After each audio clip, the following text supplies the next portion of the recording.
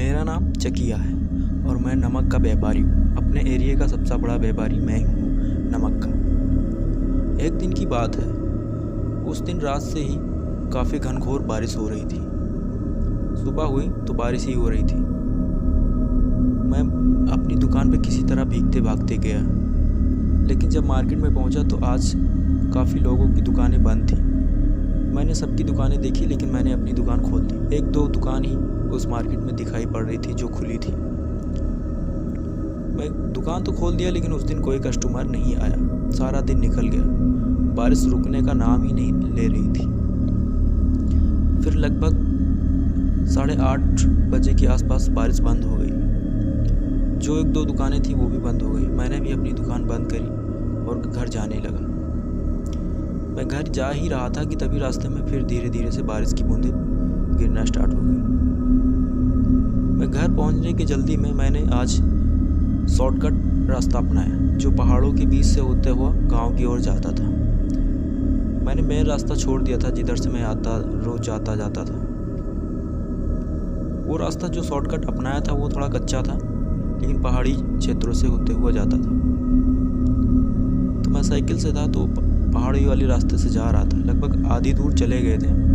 अब वहाँ पे पहाड़ों पे चढ़ना होता था, तो वहाँ पे जो कुछ कहीं कहीं मिट्टियाँ होती तो फिसलन सी होती थी, तो मैंने पैदल ही चलना स्टार्ट कर दिया।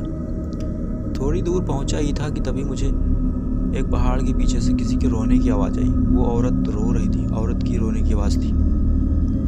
मैं इधर उधर देखा और दंग रह गया, क्योंकि इतने घनघोर रात में यहाँ आखिर अकेले यहाँ कौन रो रहा है। चारों तरफ से कीड़े मकोड़े की आवाज़ें आ रही थी, और या तो फिर बीच बीच में उसकी सिसकती हुई आवाज़। मैंने साइकिल को वहीं पे खड़ा कर दिया और उस आवाज़ की तरफ जाके देखने लगा। मुझे भी थोड़ा थोड़ा डर लग रहा था, लेकिन मैं जानना चाहता था कि आखिर है कौन ये। मैंने देखा तो एक सफ़ेद सूट सलवार में अपने सिर पे एक काला दुपट्टा ओढ़े एक औरत उसी पहाड़ के पीछे बैठी रो रही थी। तो मैंने उससे पूछा, कौन हो तुम और यहाँ क्या कर रही हो? इतना कहते ही वो चुप हो, लेकिन उसने कोई जवाब नहीं दिया। फिर मैंने उसके पास गया और बोला, तुम कौन हो? आखिर जवाब क्यों नहीं दे रही हो? इतना कहते ही मैंने उसके कंधे पे हाथ रख दिया।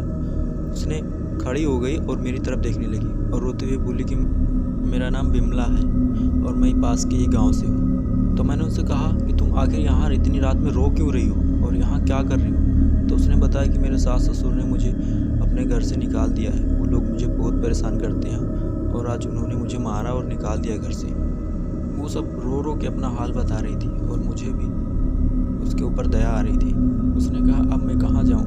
मेरा कोई है भी नहीं इस दुनिया में। तो मैंने उससे कहा कि तुम्हारे मायके वाले तुम्हारी अम्मी। तो उसने कहा, इस दुनिया में मेरा कोई नहीं है। मेरी अम्मी थी, वो भी अब इस दुनिया में नहीं है। मुझे उसके ऊपर बहुत तरस आया। फिर मैंने कुछ देर सोचने के बाद मैंने अपने घर उसे ले आया। मैंने कहा, ठीक है, आज चलो तुम मेरे घर चलो, फिर मैं तुम्हारे लिए कुछ बंदोबस्त करता हूँ। मैं आगे आगे चल रहा था, वो पीछे पीछे मेरे घर आ गई। मेरे घर वाले काफ़ी बेसब्री से मेरा इंतज़ार कर रहे थे। मुझे घर आते देख थोड़ा खुश हुए, लेकिन थोड़ा सा संकोच में थे कि मेरे पीछे ये औरत कौन है। वो सब जानना चाहते कि आखिर है कौन है। मैंने अपने घर वालों सारी सच्चाई बता दी जो मेरे साथ घटी थी, तो वो लोग भी मान गए और उसे अंदर आने के लिए परमिशन दे दी।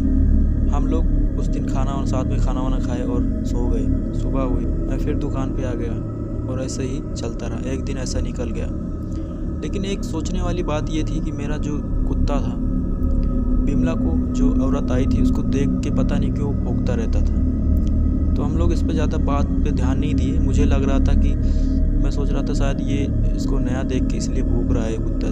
तो मैंने उसे ज़्यादातर अंदर रहने के लिए ही बोलता था, बिमला को।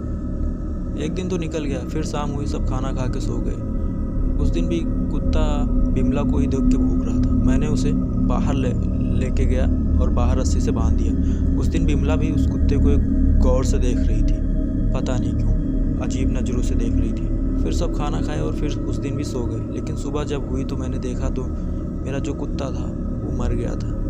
वो रस्सी में बंधे हुए उसके गले के पास से कुछ मांस का टुकड़ा निकला हुआ था और उस खून काफ़ी फैला हुआ था। सब लोग के हड़बड़ा गए मेरे घर वाले और सोच में पड़ गए आखिर इसको कौन किसने मारा।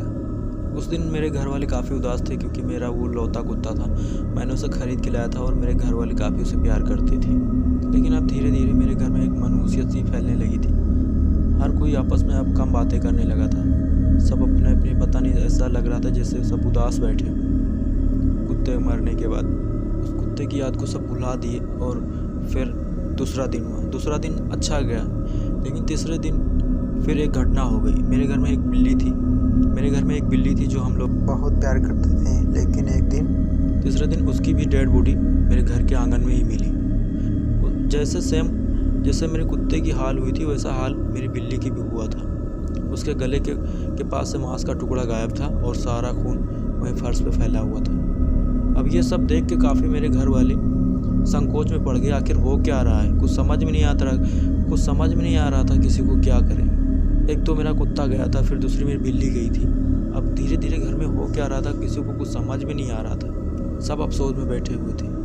फिर एक दिन ऐसा निकल गया बिल्ली के गम में। दूसरा दिन हुआ, दूसरा दिन सही गया। तीसरे दिन फिर पता चला कि मोहल्ले में किसी की एक भैंस थी, वो भी मर गई थी। और सेम उसी प्रकार से जिस प्रकार से मेरे घर में कुत्ते और बिल्लियों की मौत हुई थी, उसी प्रकार से उसके गले के पास से मांस का टुकड़ा गायब था और खून वहीं ज़मीन पे फिसला हुआ था। अब मेरी मम्मी को थोड़ा थोड़ा शक होने लगा कुछ काली शक्तियों पे।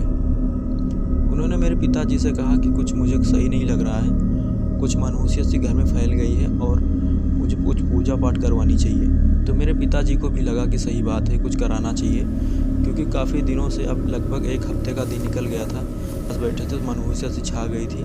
तो मेरे पिताजी ने भी एक पंडित से जाके बात की और पूजा पाठ का इंतज़ाम कराया। मेरे पिताजी दूसरे दिन गए, पूजा पाठ का सारा सामान लेके आए और उसके दूसरे दिन पूजा करा दी। जिस दिन पूजा थी उस दिन बिमला सुबह से ही लापता थी। सब लोग उसे ढूंढ रहे थे कि बिमला आखिर गई कहाँ, लेकिन बिमला कहीं नज़र नहीं आ रही थी।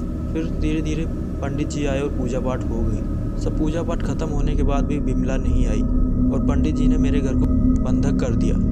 लेकिन पता नहीं क्यों उसी दिन से बिमला आज तक नज़र नहीं आई।